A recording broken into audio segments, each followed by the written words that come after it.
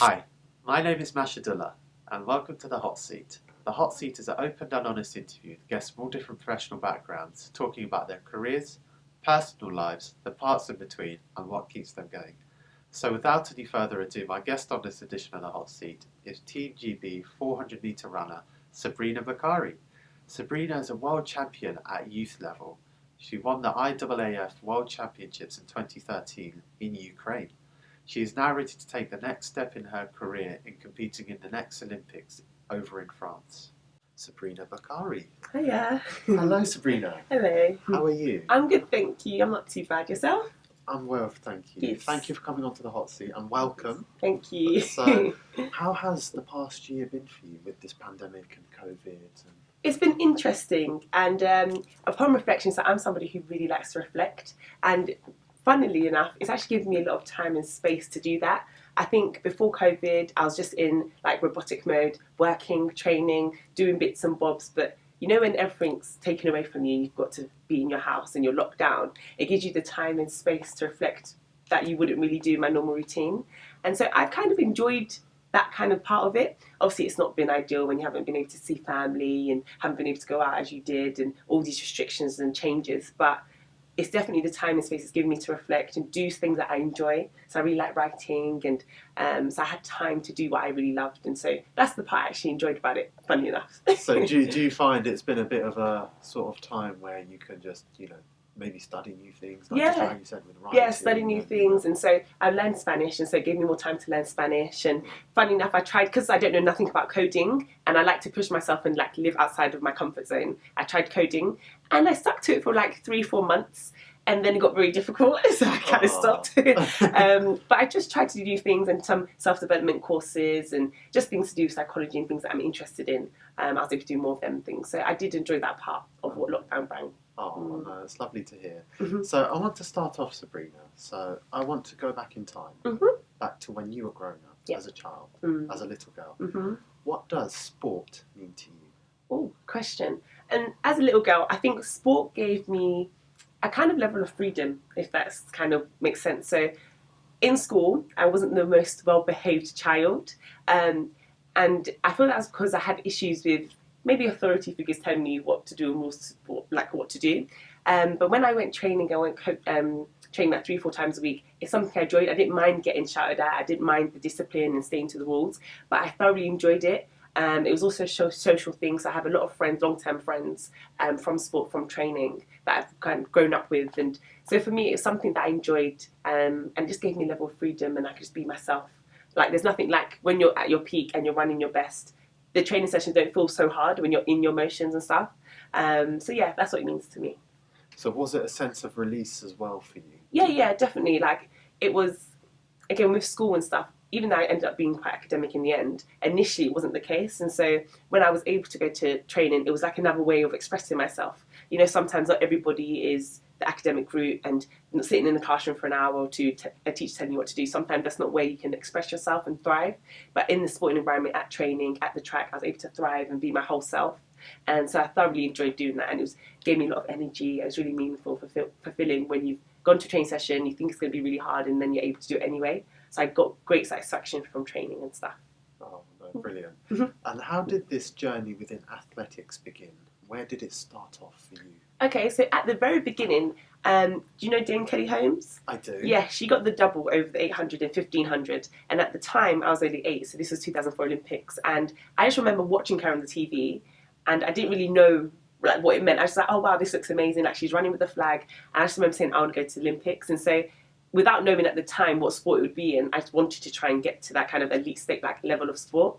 And then in school, I enjoyed running, and my earliest memory was with racing against year 3 boys. They were I was in year 3, they was in year 6. I was on the field and I beat them. Wow. And so at that time I was like, oh, I'm quite fast. And so school luckily kind of recognised that, and they kind of channeled me into like our inter-county competitions, inter-district competitions and stuff, zone sports, town sports.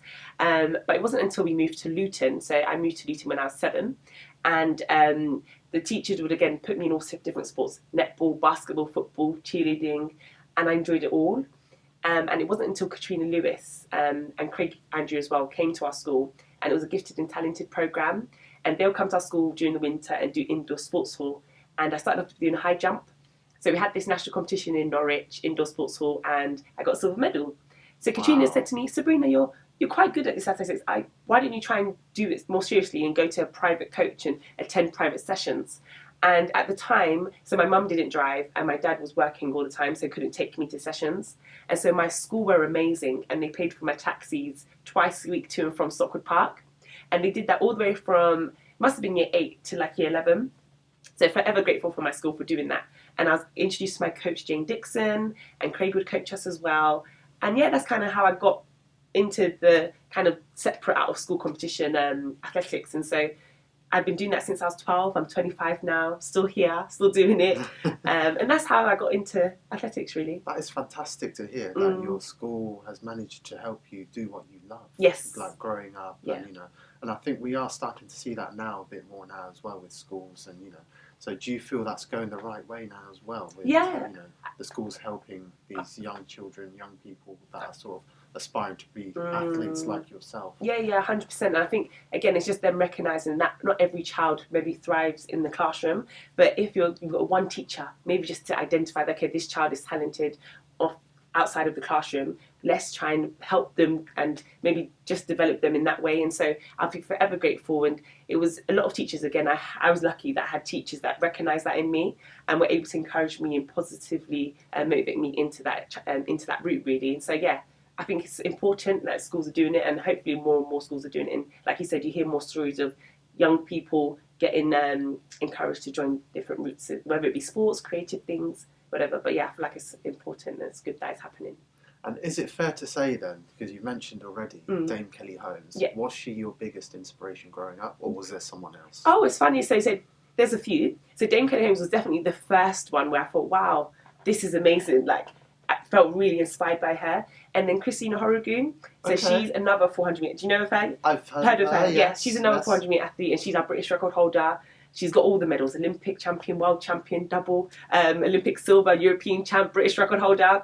And so Christine, for me, was real inspiration because she didn't do anything like anyone else, kind of. And so when I say like that, so typically 400 metre runners, some of them go off really, really hard, but she trusted her process and she didn't get caught up in anyone else's race. And every time she's gone sub 50, it's been at a major champ, so she knows when to perform and how to perform. And her coach at the time, Lloyd Cowan, who's unfortunately passed away now, rest in peace, he again was somebody who was I felt really, what's that word?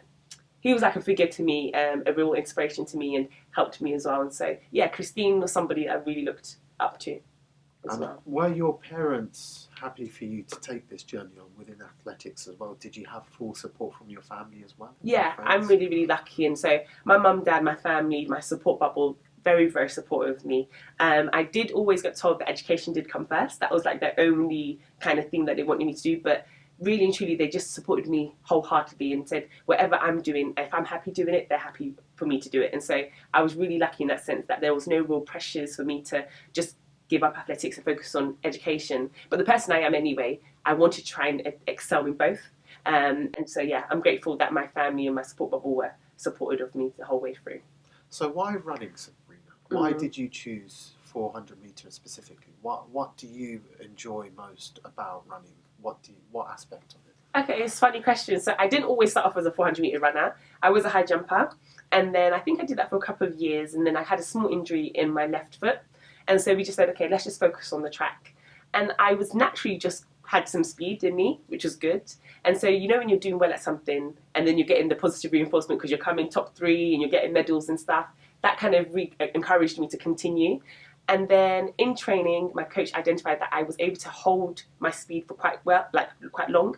And so I gradually moved up to the 200s, and then it was a 300 metres for 2 years.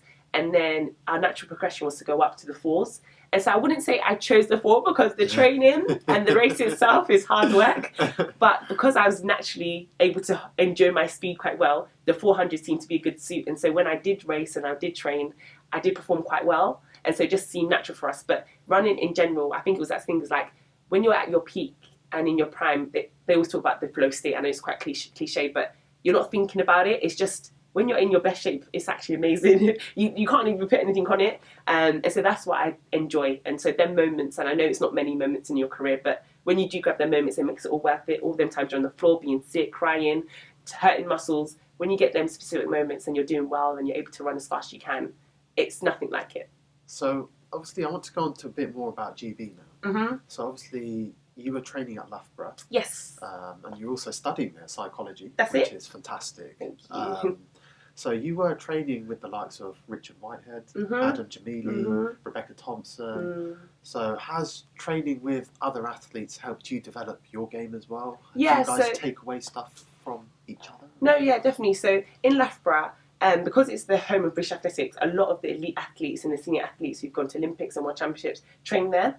And so I was part of a group with Leon Baptiste, but he worked closely with this other coach called Steve Fudge at the time. And so you'd have James Asalu, you'd have Asher Phillip, Adam, and because these guys are in, like, this is their full-time job, this is their career, they'll just turn up and they're switched on. And so when you're in that environment of elite level, you can't help but try and feel the same way. You can't help but try and look at identify what they're doing, look at how they're approaching the training session, how they're coming to training, and you want to get to that level. And so you're inspired more so to try and imitate what they're doing, how they're behaving around the track. And so yeah, it was really like a way, that environment was, you just really need to try your best to get inspired by other people. And so watching them on a daily basis, hopefully at the time I was like, okay, let me try and imitate them, let me try and get there. Things didn't really work out to plan, but yeah, Loughborough is amazing facilities, and when you're around them athletes, yeah, you do get really inspired. So obviously your hard work at this moment, while growing up as well, coming towards your teenage years as well, it has paid off. In 2013, you won the IAAF World Championships, Youth Championships, and you took gold there. What was that moment like for you? Oh, amazing. I smile back now because I think I came up on my Facebook memories. It was like, how many years ago now? 8 years ago, to the day after 12th of July. And, you know, I look back on it, and at the time, because you're going through the motions, you probably don't really appreciate it as much until I look back and reflect. It was amazing. It was probably my first, so I did World Schools before that, but it was my first major international competition. I was ranked 8th coming into it. And so on paper, I should have really come 8th, but everybody knows when it's a championship, you start from 0. So people have run fast times, but when you get there, it's a 0 thing. And so I was just running free. I was running and I was enjoying myself. My teammates have grown up with them, and so all of us had come together. It was in Ukraine, so it's my first time to Ukraine as well. The media presence, we had some media training. I met Atto Bolden, and so everything was new, but I was just soaking it all in. And I ran my first heat, and I think I ran quite well. My second round, I PB'd, and in the final, I remember being really nervous, and I was in my hotel room. And I just spoke to my coach, Jane. I said to her, I'm really nervous, like, I don't know what I'm going to do. And she just said to me, Sabrina, listen, you've raced senior athletes before. These are girls of your age. You deserve to be here. You're going to do fine. And yeah, I just ran the race. I stuck to what I had in my head, not to just follow anybody else, to just focus on my own race plan. And I won, and I remember being so elated, and there was all the paparazzi, but all the media, and I felt like I was like on stage or anything, and it was amazing. It was really, really good memories, and I remember it was my first time I had doping as well, so it was all new experiences, but it was pure, and it was just amazing, yeah. What would you take, what's the one thing you'd take away from that experience? Again, I think I did enjoy it at the time, but I think I thought immediately, what's next? You know, you just, maybe as athletes, we always think, okay, you've done that, you park it and you move on. But maybe I would have enjoyed the moment a bit more. But I can't say that because I probably smiled for a whole month. Like I did not stop smiling. I was on cloud 9. But yeah, maybe it was just to enjoy the moment a bit more because they're special. You don't know when it's going to happen again. And only now as that 25-year-old, I probably realised, okay, wow, like I haven't actually PB'd since then. And so you don't realise at the time, this is a very special moment. And so enjoy the moment a bit more and then move on. And obviously at the time, because you were very young as well, and you competed both at a world stage and a national stage, was there a lot of pressure? Because obviously, because you're so young going into it, and is there a lot of pressure on you to perform? And obviously, people watching around you, was there a lot to take in terms of pressure-wise? I mean, leading up to it, not so much. I think it was because this was my first year doing the 400 metres. As I said before, we had 2 years of doing the 300s, and then I moved up to the 4. We kind of had really no expectations. Again, that year I had 2012, I had an injury, and so our main goal for 2013 was to just remain injury-free. Again, because I was moving up the distance, we didn't know what to expect in terms of time-wise. And so every time I did race the 4, I was doing really well. And so I was just enjoying it. I was enjoying it. And it wasn't until after World Youths, and so after I've won, I've had a bit more exposure. American universities are contacting me. I signed my Adidas contract. That's when other things became not so much of a distraction, but I had other things in my head apart from just running fast.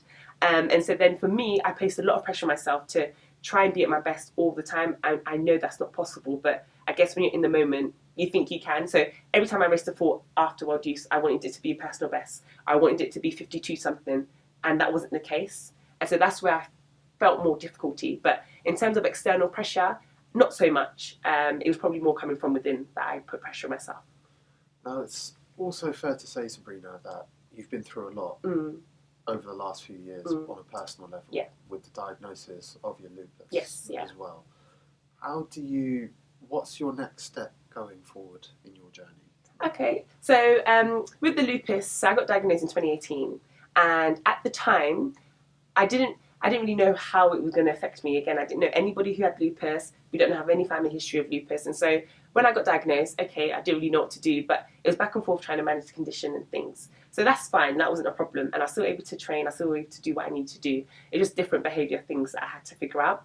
But in terms of the next steps, so I've been actually suffering with another issue, kind of related to my immune system, but I've only started wearing trainers last month. And as an athlete, if you can't wear trainers, it's quite difficult. So I've actually taken a break from athletics in terms of competitive athletics. I'm still training, but because I haven't been able to do what I've needed to do, it's kind of been a bit difficult in terms of like mental health pressures and stuff. And so I've taken a break, still enjoying it. I still coach athletics, but I've just taken a break before I start resenting the sport. And I don't want that to happen. I still love what I do. But next steps, taking a break and just seeing what happens, do other things I enjoy. So mental health and promoting positive mental health and well-being is something I truly enjoy. So I do things with charities, presentations, talks and stuff. And so that's kind of Sabrina outside of track and field that I'm kind of developing. Brilliant. And obviously just touching back to your studying as well, because you have a degree in psychology and you also studied that at Loughborough University. Yes, yeah.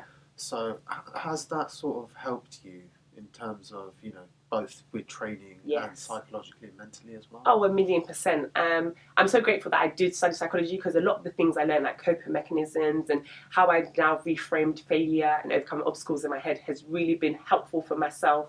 And I also mentor young people. And so all these things that I've learned, I've been able to help myself and help others at the same time, especially in terms of performing poorly, and dealing with injuries and comparing myself to other people. If I didn't do psychology, maybe I would have been able to bounce back so quickly from these kind of things that's happened, and especially mindfulness. And if people don't know what mindfulness is, it's about being in the present moment. And I feel like that's helped me significantly, because it's allowed me just to focus on the here and now. I understand that the present moment is the only moment you can operate from.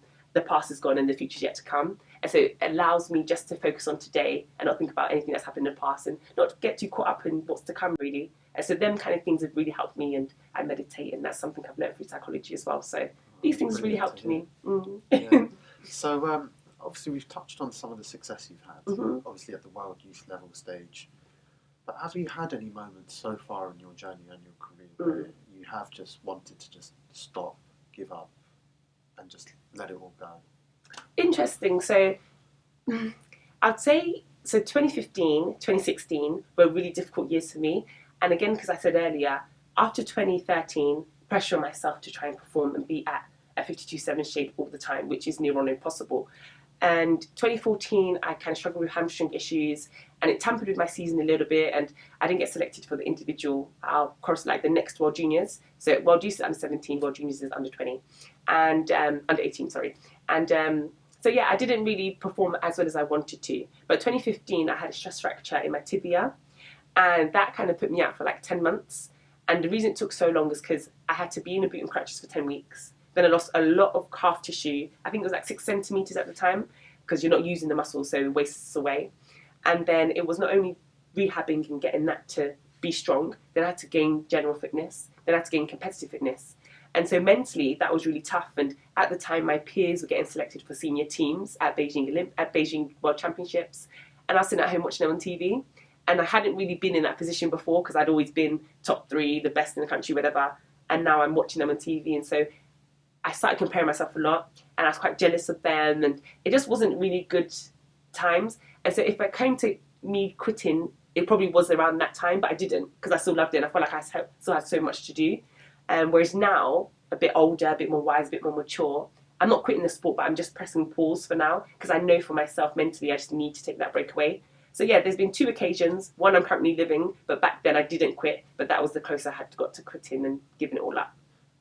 How do you come back from setbacks, for example, with injuries, and just like how you've just described now with wanting to at that time leave the sport? Yeah. How do you yourself deal with setbacks and come back from it, overcome it?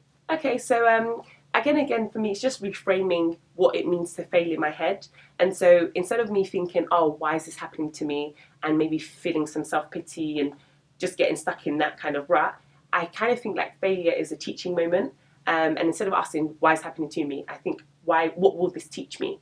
And for me, I just know that what is delayed is not denied. And so that reaffirms in my head that, okay, I might not be achieving X, Y, Z now, but who's to say that in a few years' time, something else is gonna happen. And so, yeah, I don't think I'm gonna be stuck in one place forever. And again, I've kind of showed myself. I've come back from injury. I've come back from poor performances. I've come back from feeling jealous and envious to really being happy for people that I know. And so all these things have just shown me actually you can overcome these things. You can get through it. But yeah, failure for me is something that's a challenge, something to be accepting of.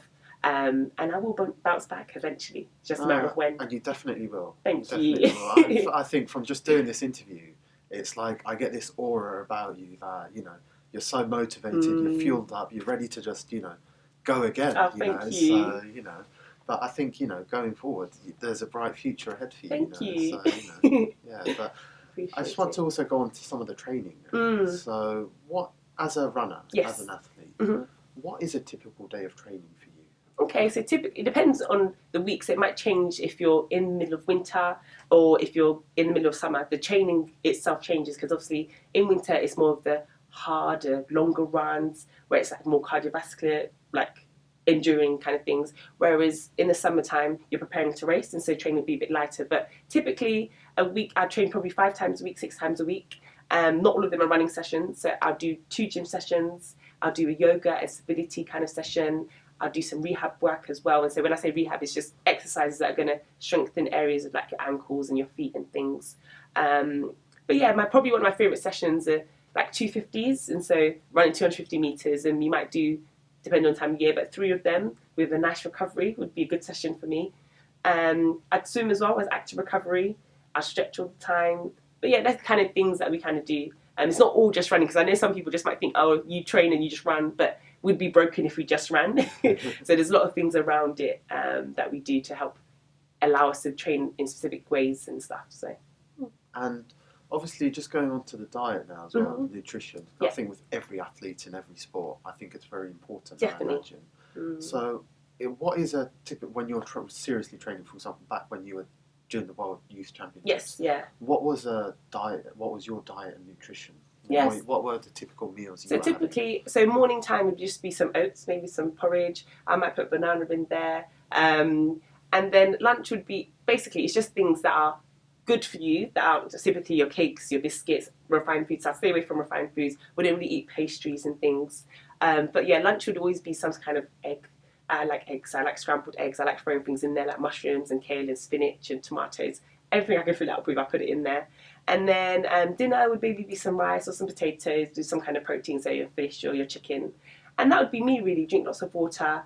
And I remember when I was younger, I didn't eat crisps, I didn't eat biscuits, I didn't eat sweets. I was really, really hard on myself.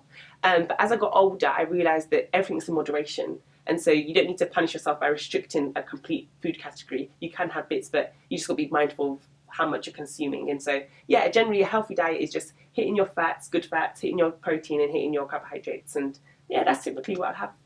And what's a cheat day meal for you? What's your favourite food? Oh, my favourite food. You know what? It'd probably be jollof rice. My mum's jollof. And even then, I don't think that's really of a cheat anyway. What's something I do like to eat? I'm more of a savoury person, a sweet person, but I do love peanuts. And if you give me a bag of peanuts, I could finish it in 30 minutes. It's so bad. It's a good source of protein. It is, but it's high in fat. But yeah, peanuts, I love them. Yeah, cheat-wise, I'm not really sure. I don't really know. But I do like myself some cake. And dessert-wise, sticky toffee pudding is always something that I enjoy. Lovely. Yes. So yeah, that's me cheat-wise. I'd go for a nice dessert. You're making me hungry. Just going back to the athletics again as well. Once you have finished with the sport, do you still see yourself being involved within athletics in some form of way, whether it's as potential future commentary or? I do see myself. So at the moment, I coach young people, and I really enjoy it. And it's focused a lot on like athletic drills and teaching them how to get the basics of running right. So I do enjoy that. And also, I feel like the mentoring side is something I really am passionate about. I think that falls in with like my psychology degree and my interest in mental health and well-being, and not just in athletics but in sports in general. So helping young people just have some self-belief and maybe get some clarity around their thoughts and help manage their anxieties around competing and training. And I feel like that's something that I'd definitely be involved in after I've finished competing and racing. So Sabrina, we've touched on how you train, you teach as well, and obviously you're coaching as well. How do you switch off in your spare time? What do you like to do? Okay, so I kind of have like a morning routine, and these are certain things I've got to do every day. So I just feel kind of a sense of fulfillment from my day. And so the first thing is looking at these 3 quotes in the morning, and so they're kind of affirmations for me so I can act with intention in my day. And so one of them says, the choice is always mine. The other says, it's not by accident. And then the other one says, excuses are valid, so what? And they're kind of just daily reminders for me to act with intention. And yeah, just to say that I am in control of whatever presents itself to me. And then I meditate. I love meditation, and I feel like it just gives me time and space to be with me and myself, to develop my self-awareness. And so I meditate guided or non-guided. It can range from 5 minutes to 30 minutes. It just depends on how I feel on the day. I'm also learning Spanish, and so that for me is kind of like a mental challenge, and I enjoy learning, and it's something personally I've been doing since 2018. And so that's, again, it's something I enjoy. And finally, I like to write, and so I have a blog, and I talk about everything from my lupus diagnosis to track and field, to just talk about general things to do with mental health and well-being. And generally, I volunteer for a charity. Well, they're getting charity status, but it's called Kick Off at 3. And they try to engage the youth through music, creative things, art, sports. And so, yeah, there's things that I enjoy, mainly to write about mental health and well-being. Oh, brilliant. Well, I've got another question now, which might make you think a little bit. Okay. Can you give us 3 different things that people don't know about you already? Okay, so I'm a twin. I've got a twin sister, and we're 10 minutes apart. Really? Yes. 10 minutes? Yeah, and I'm the older one. I like always saying that I'm the older one. Sandra, so she's my twin. And then my favourite colours are yellow and green. I don't know if people know this already. Brilliant. And another one that people might not know, I've got a poem published when we was in primary school. This must have been year 5 or year 6. I have a limerick published in a book. And so, yeah. Wow. Yeah. And I think it's called Sabrina's Limerick. I don't know the book's name. I haven't read it in years. But yeah, that's another thing you might not have known about me. You're the first person out of all my guests to have answered that really straight and quickly. Thanks. So I think you might have come prepared, or So that brings me on now to the Olympics. So we've got Tokyo 2020 right in front of us now. Yes. How do you think Team GB are going to do? I think we're going to do pretty well. Recently, I don't know if you've been following athletics, but a lot of the athletes have been performing so well. We're running really good times, and I think it's the most we've had, ranging from the 100 up to the 800, 15, the longer distance and stuff. And people are breaking records, people are running European records. So I feel like it's in a good place, and fingers crossed in Tokyo we see more of the same, because the lead up to it's been amazing. I feel like we're going to have a really good representation at Tokyo. And just finally, Sabrina, my final question to you. If there is one message you could give to someone listening or to one of your fans that follow you, what would it be? I would say live in the here and now, because it's the only moment we really have. The past is gone and the future is yet to come. And so, yeah, the present moment is the only moment you can truly operate from. So enjoy it while you're here. Sabrina, thank you so much. It's been a pleasure hearing your journey your story. It's so uplifting and inspiring. I hope, going forward in your journey and career, a big success. Thank you so much. Thank you so much. And thank you guys for tuning in. I really appreciate it. I'd also really appreciate it if you could like, share and subscribe. Thank you.